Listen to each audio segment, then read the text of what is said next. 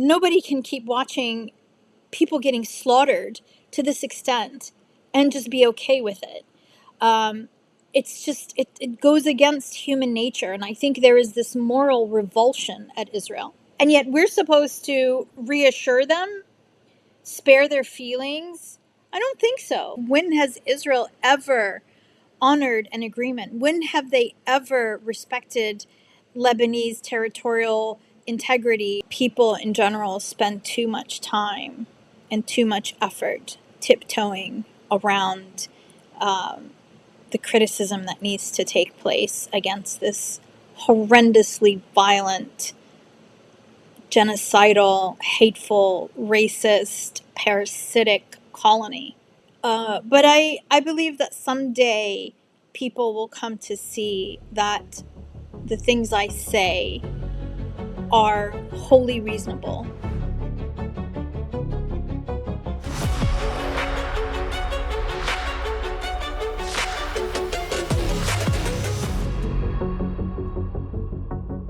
Hello, everyone. I'm Rania Khalek, and this is Dispatches.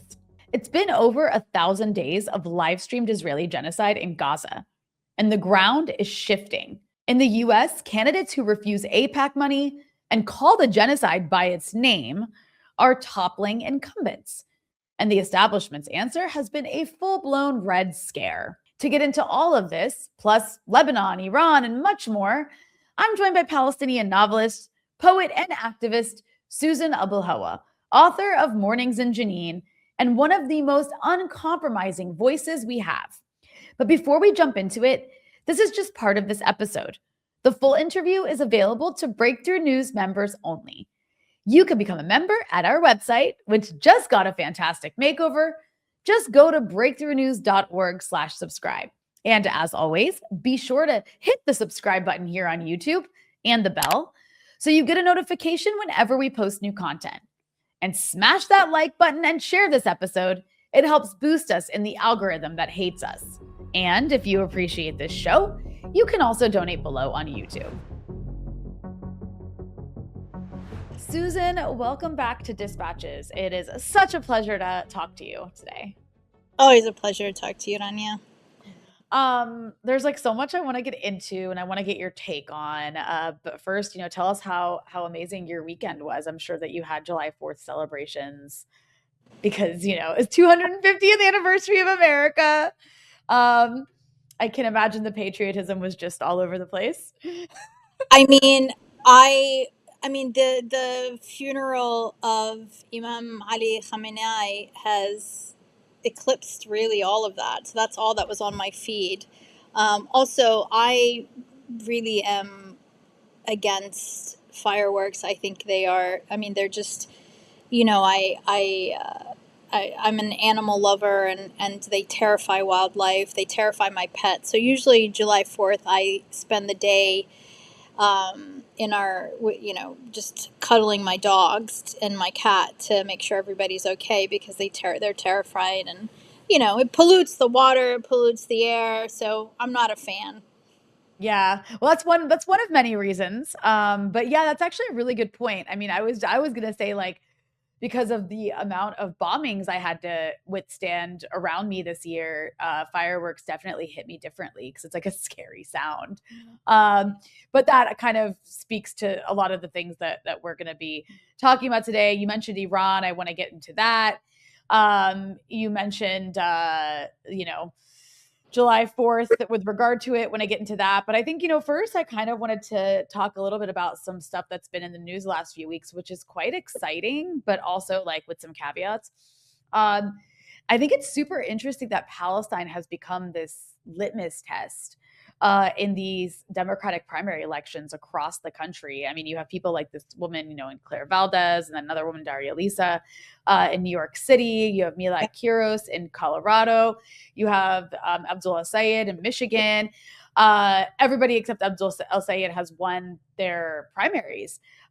These insurgent candidates, and many of them, way ahead of the people they were running against, incumbents. And they're all winning on the issue of refusing to take AIPAC money or any corporate PAC money, but really on the AIPAC money issue, and then opposing the genocide in Palestine. And I mean, I think this represents a pretty big shift in what we've seen in this country.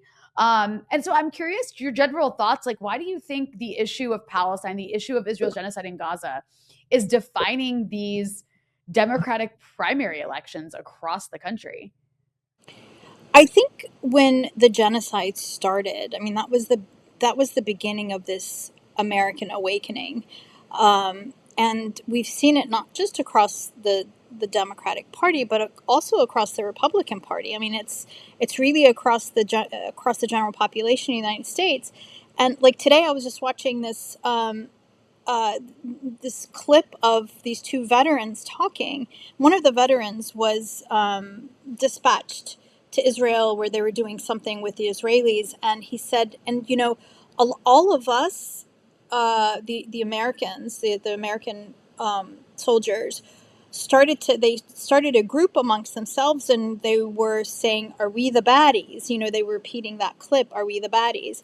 What he said was that the Israel was not at all what he always thought it was, and he was just kind of this, you know, typical American who had drank the Kool-Aid about Israel, and then he goes and he sees who these people are up close, and he's disgusted. I mean, and this is these are two veterans speaking, and I think these sentiments are running through the U.S. military as well as the general population. And it kind of reflects the new polls that we're seeing, and with this shift in the general opinions. And I think it's not just an issue that Americans are interested in. I think it hits a different kind of nerve because it goes to the very foundations of what Americans believe about themselves as a people who are free, who are not controlled by outsiders, that they have a free press, and so on. And Americans are starting to understand that none of that is true. Israel is not, in fact, our friend. Israel has killed Americans. Israel has spied on Americans. They continue to spy on Americans. You know, people are starting to learn about the USS Liberty.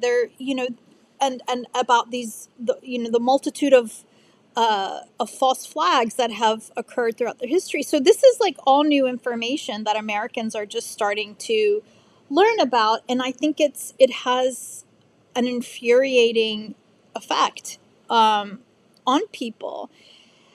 And they realize, and then part of that awakening is understanding the amount of money that is going into buying politicians, and AIPAC is the face of that. That organization, Track AIPAC, has been brilliant in really just naming and shaming and putting numbers beside every politician's face, according to how much money they have taken from AIPAC. When I was younger, nobody knew the word AIPAC. You would say AIPAC, and nobody, because they operated from the shadows. But then they got pretty comfortable, and they started boasting about all the politicians that they bought. And so now it's in people's faces. So, yeah. And I think, to go back to your question, and sorry, this is such a long answer, but basically the bottom line is that, first of all, there's a moral component.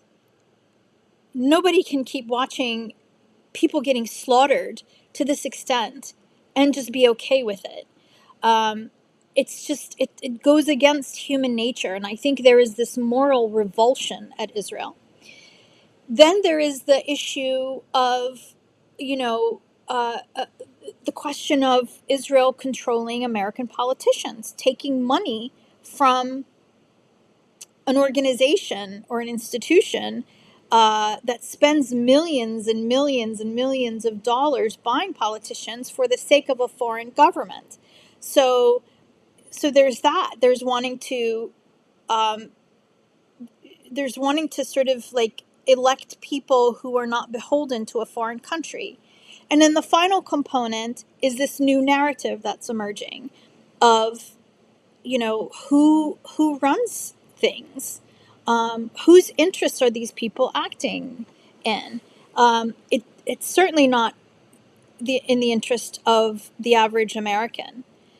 And this new narrative is basically upending these long held beliefs about freedom and freedom of the press and democracy and choosing your leaders and being masters of your own fate and so forth. Attacks. Oh, sorry. Yeah. All right. But I And you think we don't should mind if keep. the dogs come into No, no, play. no. Yeah. It's so cute. The dog making a cameo is the best. Yeah, Uh, she's she actually used to be one of my foster dogs, and her new mom drops her off whenever she has to travel or something. So I babysit her. I dog sit her. Her that's mom so is a cute. rabbi with JVP. She works with JVP. Oh, fun. Yeah, Look at that. Well, so it's an anti-Zionist dog. The only yeah. dogs allowed on. Oh yeah, yeah. The only I've got to keep this part in, no matter what. The dog gets to make a cameo if she consents. So I know I agree with you in so much on there, especially in the sense that like I think that the issue of Israel and especially like the AIPAC money, it just kind of represents everything rotten about American politics.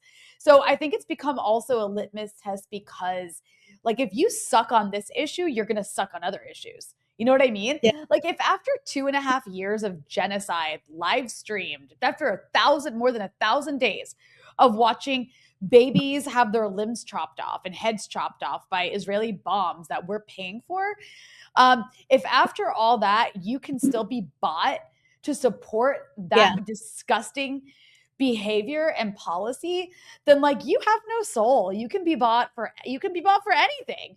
And yeah. that is like a correlation we see, right? Like if you're willing to take APAC money, you're also willing to take health insurance industry money and Hmm. war industry money like Lockheed Martin and Boeing and all these other things.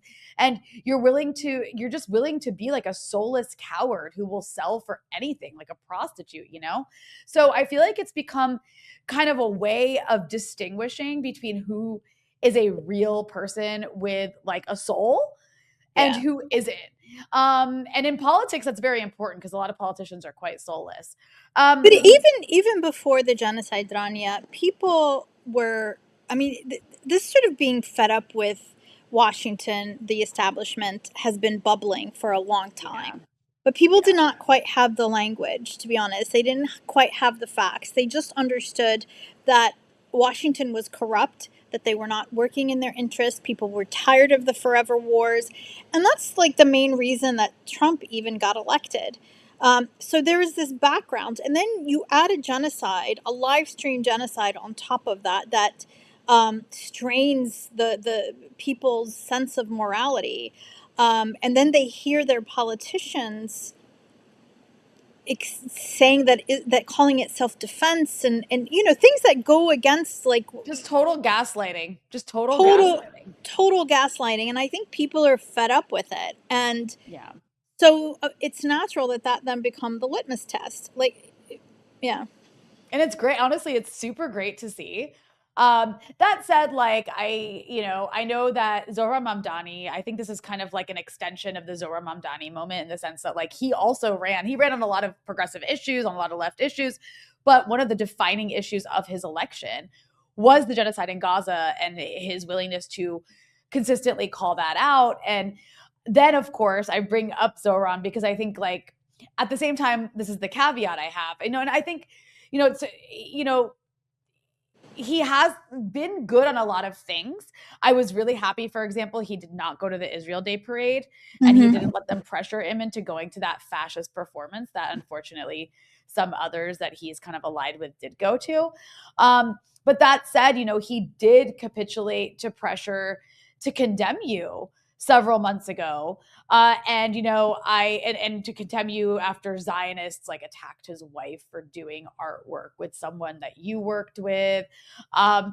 And I know you've kind of like talked about that. You made this amazing video directed at him that I'm sure he probably watched. That was so good. I must have watched it like 5 times myself. Um, and I'm just curious, how do you feel about his record and his work since then? And then you did post that beautiful video response to him at the time. Did you ever, I'm curious, like hear from him or anyone around him after that? No, I didn't hear from him.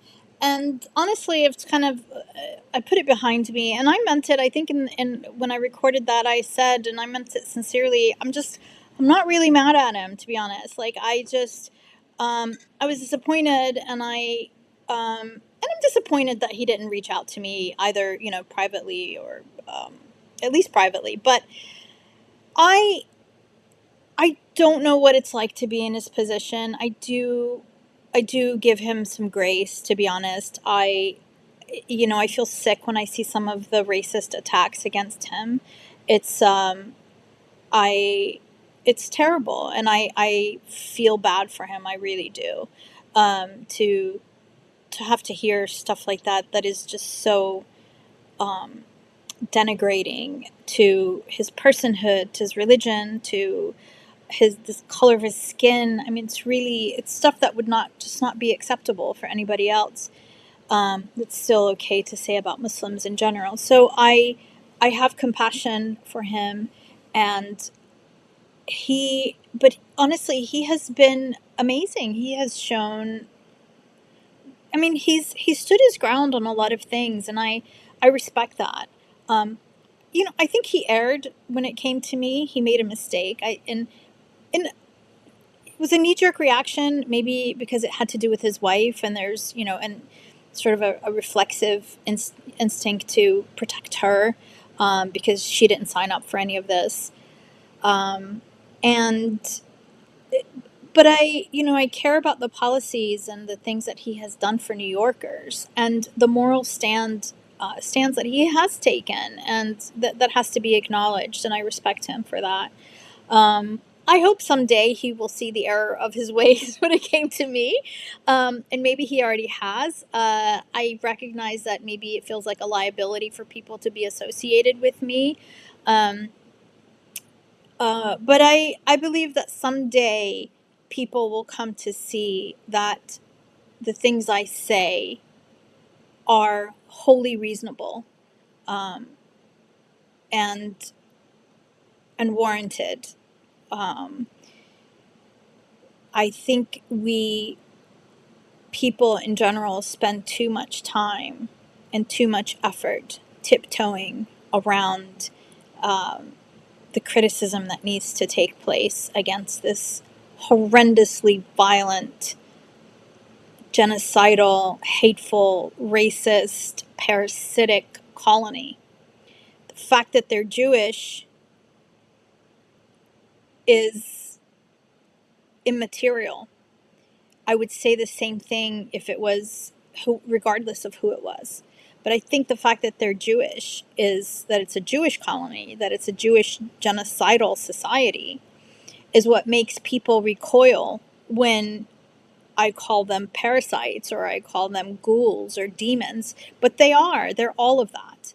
Um, and, I think I'll be vindicated. I think history has not ended yet. And um, I think future generations will think very differently than folks do now. They Yeah, what already is it? are. Yeah. Yeah, yeah, yeah. What is it Muhammad Al-Kurt says? He's like, it's not my fault that the people Yes, who oppressed me or colonized me are Jewish. the people who Like, stole my home. Yeah, yeah, not are my Jew. fault they're Jewish. That's just Yeah, what they exactly, happen to be. Like, exactly. and I do want to talk a bit more about that sort of angle of this. But before I do, I just also want to ask, because I think this is important. I think there's like this debate I see going on, and I think it's a fine debate to have. And it's like about whether it's wise to run inside of the Democratic Party in these primaries, or if everything should be about third parties. I'm a believer in, like, you should use every tool available. I think that there should be people building third party infrastructure. And I think it's also a great idea to run in these primaries to oust these corporate Democratic hacks. I think both of those things, I don't think they're mutually exclusive. I'm very excited that there are these insurgent candidates winning Democratic primaries. I think it's really useful that those kinds of people are going to be in Congress. And I don't think that means that there shouldn't be anything built outside of that party infrastructure as well. And so I'm just curious your thoughts on that. No, I completely agree. I mean, this is it's can hardly call yourself a democracy when you only, you've historically only had two parties who more and more resemble each other. I mean, they're really kind of indistinguishable when it comes to foreign policy and things that really matter. They are different on when it comes to some cultural things that are in some ways engineered to keep people at each other's throats, and I think that's. But ultimately, they're the same party. Um, there have only been two instances in American history when a third party was allowed. What's that? Some weird AI that like responded to maybe your hand thinking it was a thumbs up. That was amazing. Thank What you, was it I did? StreamYard. Did let's I try think that. it was they liked what you were StreamYard liked what you were saying. So they were like balloons. That's hilarious. That was amazing. Please I, continue. I thought you did it. I was like, what? I What? was just like, what is a happy birthday? I don't know. That was so crazy. Anyway, so there have only been two moments in U.S. history when a third party was basically introduced into the elections. Um, the one of them occurred in our lifetimes, which is when Ross Perot ran. He was the spoiler who was allowed into the debates with Bill Clinton and George Bush Sr. And the other instance was when Woodrow Wilson was elected. That's how he got elected. And again, it was engineered. He was running against Taft, and uh, these bankers who wanted the Federal Reserve to be passed um, decided to go to Teddy Roosevelt and convince him to run as an independent. He ran on the Bull Moose Party, and that's how they split the Republican vote. Otherwise, Taft was going to be the winner. I mean, and this very unpopular sort of nobody, Woodrow Wilson, got elected, and so they got their way to basically hijack the U.S. Constitution, U.S. economy by introducing the Federal Reserve. And then the second time was, like I said, with Ross Perot, and this was because Zionists wanted George Bush Sr. out, and they wanted their boy Clinton in because Bush refused to sign. Bush Sr. had gotten fed up with the settlement activity. And he basically said, enough is enough. I've been telling you guys to cut it out, and I'm not going to sign this $10 billion loan guarantee, which is not really a loan. They just call it a loan. It's basically $10 billion. But they pay it back. Yeah, they don't pay it back. No, and loan guarantee for until you stop the settlements, right? Because you're spending American tax dollars on stuff that's contrary to U.S. policy, and so these Zionists were like, "Okay, we'll show you." And the Zionist correspondence and stuff between Ross Perot and getting him to run is pretty well known. Anyway, and that's the only way he got into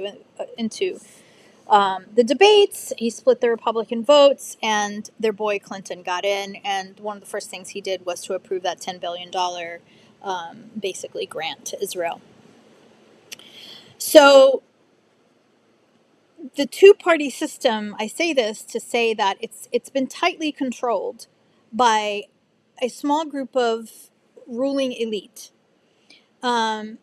And yes, there has always been a dire need to have additional parties in this political arena.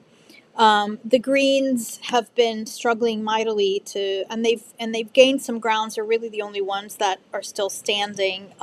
There have been many other parties that tried to form, but now it sounds like Tucker Carlson and Marjorie Taylor Greene are Yeah, they might form be a starting new another party. And honestly, I don't think that they're just going to attract Republicans. I think they're going to attract people across the spectrum, Democrats, Yeah. independents. I would vote for him because I think Americans now are really hungry for people that they feel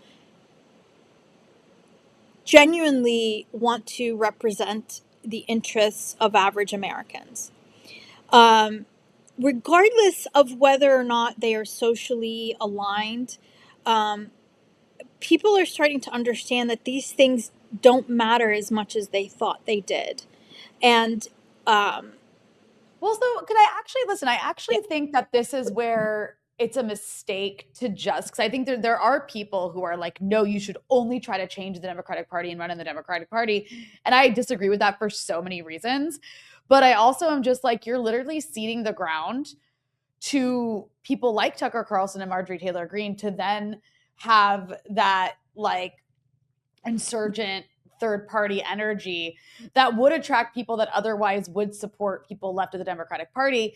And look, when it comes to Tucker Carlson, like I understand why people like the guy, but he also doesn't have a problem with like mass deportations and that sort of thing. And like, the way that ICE operates. So like, there's a yeah, lot of it, to me, it's like, that's where on the left, I'm like, there could be the insurgent third party energy, but it's like some people are too scared to have that conversation, which is why I think it's really such a huge mistake to only focus. And not saying that yeah. that's what everyone's trying to do, but there are people who, like, the second you bring up a third party, it's like blasphemy. Like, do you know what I'm saying? The only way to go is like inside the Democratic Party and nothing else. And again, just a testament to what you just said, the fact that you're like, I'd vote for I mean, there are people you're like, I'd vote for those people. It's Yeah, like, there's a lot of people who would, not necessarily because they're aligned with them on everything, but exactly. because like that would be where that third party insurgent energy would be, and like on a mass scale. So yeah, I mean, I think, yeah, go ahead.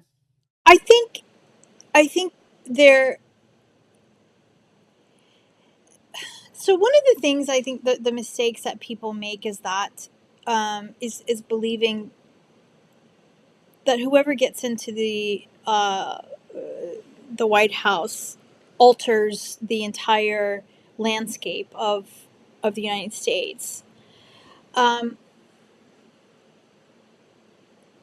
and Donald Trump in some ways has done that, but he really, he inherited a lot of stuff from Yeah, the Democrats. Um, totally. oh, like this mass deportation was ongoing under Obama. So this is what I mean by when I say that Same party. they're the same party. They just have a different. It's kind of like what Palestinians say that we were, what is it, like, with with the progressive in office, we just get bombed by a pink By fighter jet rainbows. or rainbows, Yeah, by like a something like rainbow that. fighter jet. Yeah. Yeah. Yeah. I mean, Yeah. and that's how it is. Like a lot of the separation of families was undergoing under it was ongoing under No, Obama. he laid So so much of that foundation. He the was literally called a drone reporter in chief. warfare, the Yeah. targeting weddings in Pakistan, the killing of American citizens, the assassin that happened under Obama's watch. So it just becomes more visible under Donald Trump. And the fact is that there are institutions, and that's what we have to focus on. If we had a party that was sincere, right, that was not beholden to foreign interests or corporate interests, right, which is I think what Tucker's trying to form. If we had that, I think there's ways to advocate and maneuver and push for the things that we want socially. Um, the the abolition of ICE, and I think those things can happen in under an administration that is sincere. Because the United States has institutions in place, but the problem with the current two parties, regardless of who gets in office, in a way, there is, there is a shadow government in a way that ultimately makes these decisions. Like, is it the Epstein class? I remember somebody asked Jimmy Carter, what was the most surprising thing to you when you became president? And his answer was, the most surprising thing was actually how little power a president really has.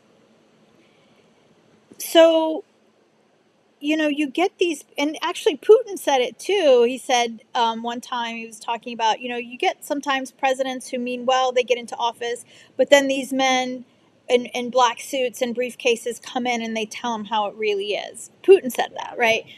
And I think there's some truth in that. And so we need, I think, can there be a third party that goes in and actually is the real government that's not operating under a shadow government? A good question when you have an empire that like has this Yeah. just very like these interests that stay in place, like you said, like through administrations, no matter what. And then there's like that whole joke that's maybe not entirely a joke, where like that president who gets into office and wants to change things, and then they like put him in front of a screen, and then it shows him like what could happen to him if he actually does, and he's like, never mind, I guess I'll just go to war everywhere. Yeah. But all that said, I do want to get to something that you recently wrote, which I really liked. I love everything you write. And this was your recent piece of Mondoways. You published a piece called "On 972 Magazine, Sally Rooney and the Centering of Israelis in an Anti-Colonial Movement." And in it, you argue that 97272's magazine's brokering of this Hebrew translation of Sally Rooney's book 5 years after she announced her boycott of Israeli publishing delivers cultural normalcy to Israel in the middle of a genocide and exposes a deeper rot, a solidarity movement organizing itself around reassuring the colonizer rather than liberating the colonized. So this is a great piece. I want you to say whatever you want about it, but I kind of want to start by asking you, because I think this is sort of at the center of a lot of debates about BDS and what it means. What is cultural boycott for? And why is it crucial that we don't center Jewish Israeli feelings or worry that they'll feel boycotted? Yeah. I mean, at its heart, the spirit of a cultural boycott is to effectuate a cultural isolation of a society, of a country that is engaged in war crimes and crimes against humanity, where there have been no other mechanisms to hold them accountable. That's the point of a cultural boycott. So during the apartheid era, there was this whole movement that, I won't play in Sun City, where artists refused to perform, to hold concerts, or really engage with South African cultural institutions, where they refused to engage with South African academic institutions. So it's this sort of cultural isolation that that is necessary to hold people accountable when there are all the mechanisms in place don't work. And that's the situation here. Israel has been colonizing Palestine, brutalizing Palestinians, robbing Palestinians of home and heritage and future and sanity, for 8 decades, close to 80 years now, with no consequence. And every moment of impunity is followed by an escalation in the violence and the brazenness of their crimes. So that's the point of boycotting economically and culturally. You're basically saying, I am not going to lend my name to whitewash what this country is doing to the indigenous population. Me, as an artist, as a writer, when I sign onto the cultural boycott, that's what I'm saying. That's why, it's one of the reasons I refused to have my books translated by an Israeli publishing house many, many years ago. And speaking of Muhammad Kurd, he was one of the first people to say, like, this is just a loophole. It's absurd. And it is. It's a loophole. And when I read the justifications for why they did this, it was really all about Israelis. It was about assuring Israelis that the Palestinians aren't trying to boycott them because they're Jewish. Like, I don't give a shit. Like, I don't care what Israelis think about us now at this point. We're way past that. We are way beyond that. They can think whatever they want to think. They are, Well, it is a, we know what they think. They've been polled, and the yeah, overwhelmingly vast majority of them support killing yes, Palestinians yeah, yeah, and or ethnically cleansing them from the whole of historic Palestine. Like that's exactly. polls. The polls show this. We know Yeah, what it's like Israelis something think in the about us. 90s percentile of people in Israel It's like approve crazy, yeah. of this horrific violence that their state is committing against us. And yet we're supposed to reassure them, spare their feelings. I don't think so. Like, I was so disappointed. And 972 magazine, and also I have to say, in the BNC, like, who's running the BNC? Why are they making this a Sorry, priority? tell our audience you're talking about the It's the what is the Boycott Boycott National National Council. committee or council. Yeah. So that's like, Um, this is like based in the West Bank. yeah. Yeah. Okay.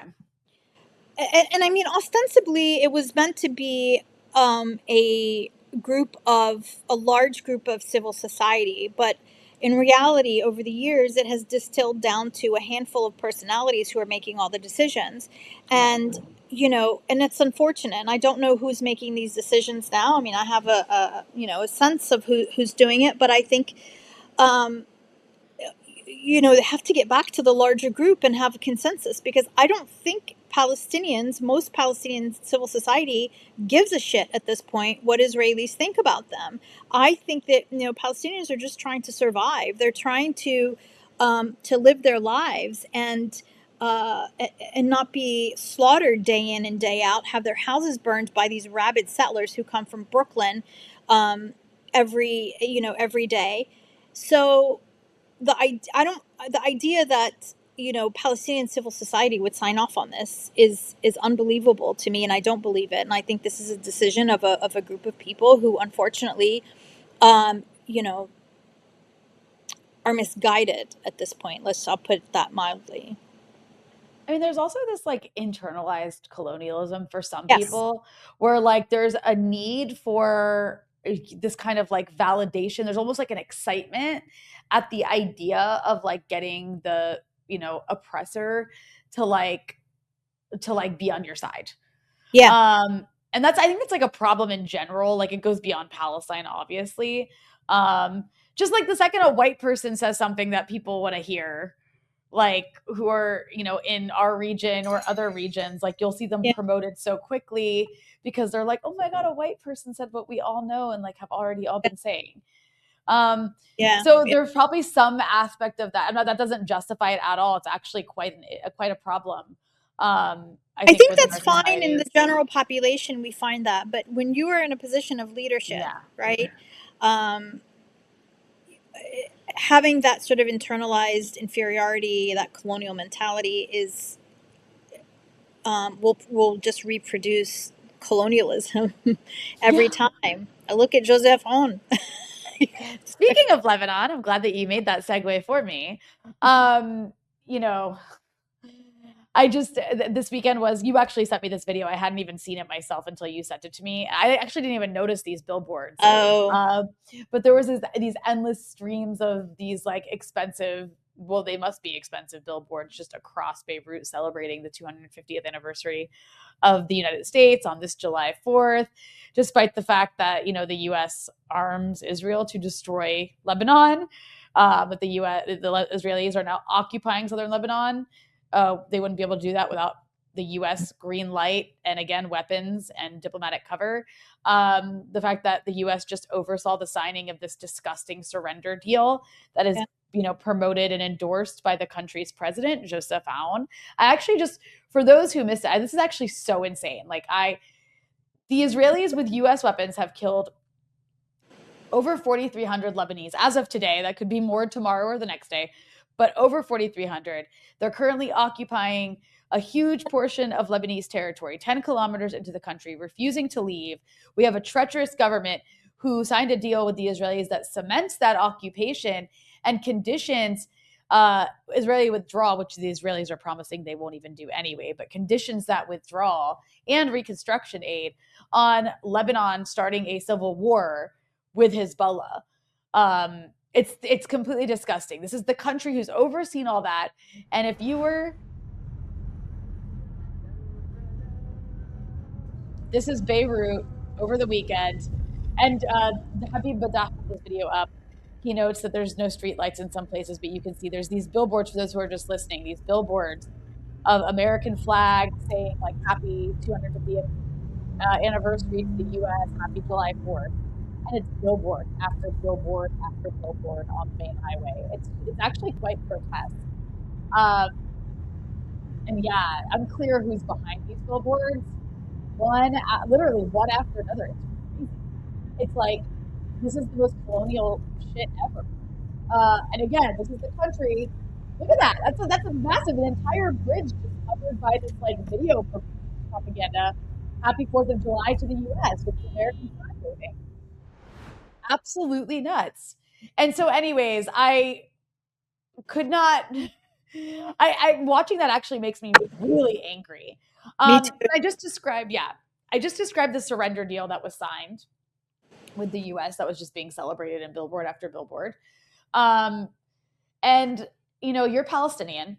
You've watched the Palestinian leadership sign many agreements that were supposed to lead to Israeli occupation ending, eventually a Palestinian state, end of settlements, on and on and on. Having seen how all that turned out, and a lot of people warned, it's not like we had to wait and see, many people warned, but having now seen how that turned out over the decades, curious, what's your message to Lebanese that think they're different from Palestinians, or that, you know, Israel doesn't actually want their land the way they want Palestinian land, so they really have nothing to worry about, it's not the same? I mean, I don't need to even send them a message from Palestinians. They can look at their own history. I mean, on Lebanon's own history, like when has Israel ever honored an agreement? When have they ever respected Lebanese territorial integrity or airspace or maritime rights? Never. They have been, number one, they've been trying to siphon gas from under the shared gas field. They don't care that it's Lebanese gas. They're sucking it out. Long before there was Hezbollah, they were bombing Beirut, bombing Lebanon. And in fact, if you go back to the original Zionist documents, when they felt like they were cheated by just getting Palestine, right? They felt like they were entitled to southern Lebanon. Their original plan, their original idea of Palestine was up to the Litani, and so they, you know, it's been part of their like Zionist entitlement since their inception. It's all there for people to see. And even after, you know, there was the agreement that they made with the PLO, and the massacres that, you know, that they didn't honor. It was followed by the massacres at Sabra and Shatila. That agreement was also brokered by the United States. Yeah, Of the US course. is. Yeah. Was it Emil Habib? No. Habib. His last name was Habib. I can't remember. But anyway, then, you know, immediately after they trust the United States, they trust Israel, they trust this agreement, then one of the greatest massacres since World War II happened in Lebanon. And after that, you know, it was the siege of Beirut that even Ronald Reagan called a Holocaust. So why would the Lebanese trust this entity that hates them, that wants their land, that wants their gas and their water and their resources? Why on earth? And why would you not just trust like people who have violated agreements with you, but who have violated agreements after agreement after agreement with Palestinians, with Iranians, with indigenous Americans. I mean, I don't think there's ever been an agreement that they actually honored, to be honest. So are these are the people in leadership positions in Lebanon that stupid? Maybe they are. They actually, It so that's seems like that's they a are. raging debate over here. To have There's a lot like, of people who believe the Lebanese didn't even read the document. it's stupid. They are stupid. They're not only immoral, but they're stupid. And they Bad are, combination. Bad combination. really, really, yani, I don't know. Are they blackmailed? Are they being bought? Or are they really just that dumb? Or maybe their Maybe racism all is of just, us. or maybe it's just pure racism and hatred. Um, there were moments during the genocide of Native Americans where some tribes allied themselves with the white settlers to fight their traditional enemies, right? So you can be so consumed with this local sort of old conflict that you're not looking at the enemy right by your side who's about to devour you after you devour your brother. And that's what's happening here. It's such a shame. And then, the irony of that being the only light on the roads is Yeah. is glaring. I mean, Lebanon is living with these horrible outages and this really austere existence. And then, but yeah, they can spare all the money and all the generators to light up for the people killing them. Like, It's yeah, wild. it was Oh my really, God. It's it was, wild. I sent it to you. I sent it to Rania Masri.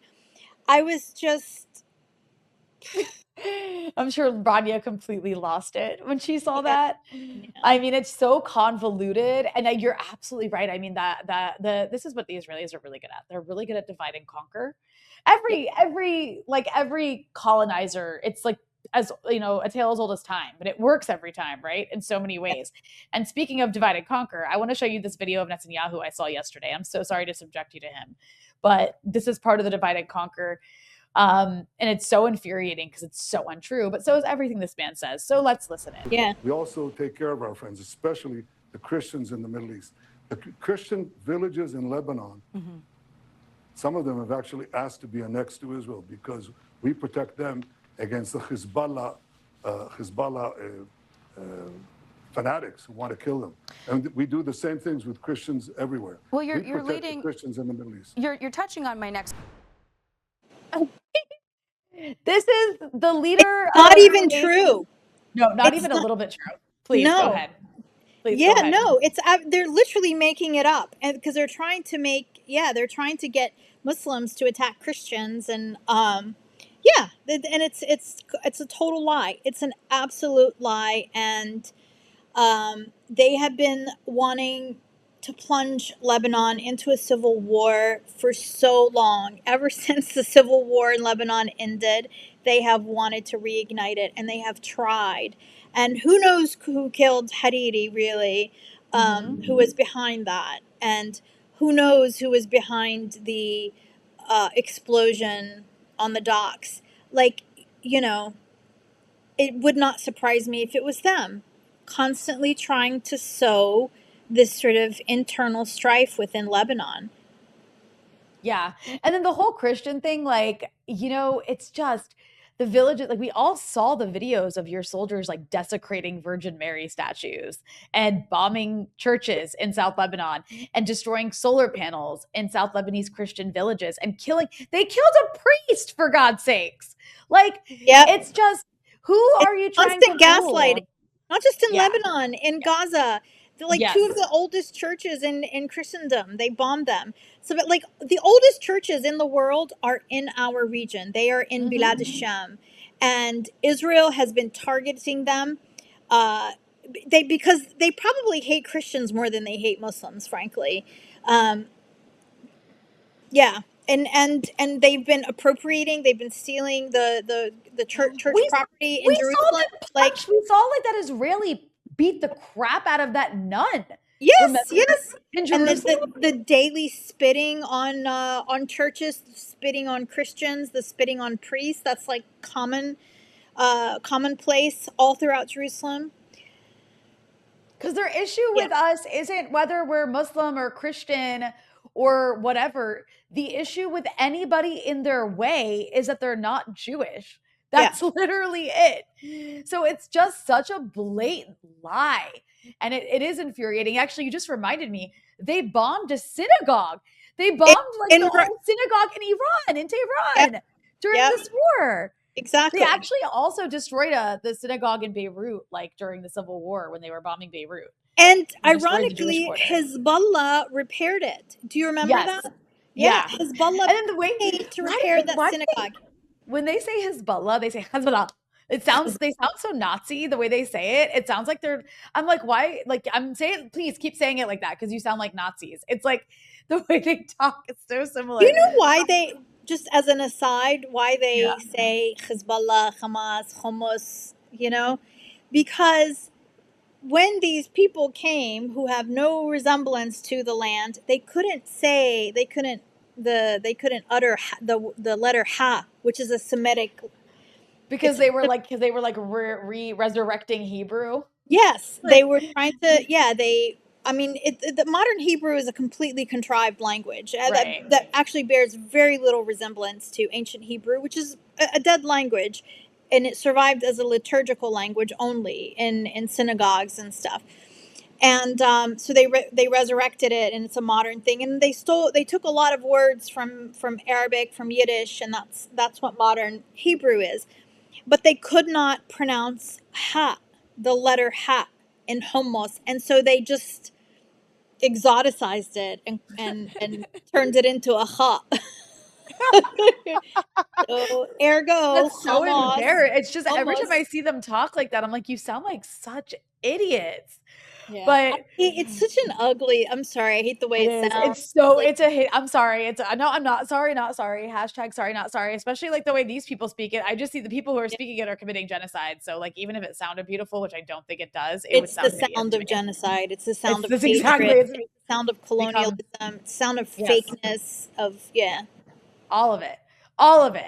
I want to very quickly, before I get to like a couple other topics I want to touch on, I want to ask you about your thoughts on Iran. You actually, so speaking to how we opened, you had commented on X.